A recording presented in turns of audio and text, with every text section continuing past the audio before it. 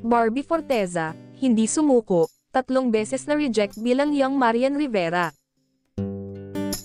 Po ni Miss Marian Rivera, nag-audition po ako as yung Marimar, Jezebel, tsaka Darna. So, syempre,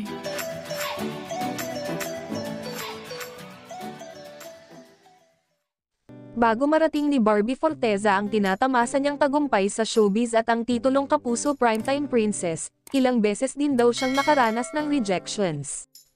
Muling binalikan ng Kapuso superstar na si Barbie Forteza ang mga panahon kung saan nagsisimula pa lang siya sa mundo ng showbiz. Sa kanyang guesting sa Fast Talk with Boy Abunda, kasama ang ka-love team na si David Licauco ay muli silang nakapagtsikahan.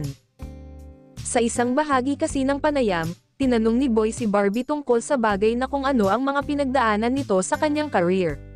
"Barbs, ikaw, mayroon kang pinagdaanang ganoon. You audition tapos hindi ka nakuha?" Tanong ni Boy. Sagot ni Barbie, "Opo naman.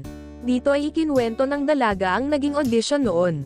Inilahad din ng aktres ang mga dahilan kung bakit hindi siya nakuha noon para sa mga tina target na roles. Makailang ulit daw siyang nag-audition noon sa mga teleserye ni Kapuso Primetime Queen Marian Rivera pero makailang ulit din siyang hindi natanggap. Pagbabahagi ni Barbie, yung 3 unang teleserye ni Miss Marian Rivera nag-audition po ako as young. Yung Marimar, Jezebel, saka Darna. Yung una, Marimar, di po ako natanggap kasi takot ako sa aso noon. Di po ba may palgoso? Number 2, Jezebel, hindi ako marunong lumangoy. Ganda lang ang abot ni girl. Medyo yun ang point ng show. Medyo dapat marunong kang lumangoy.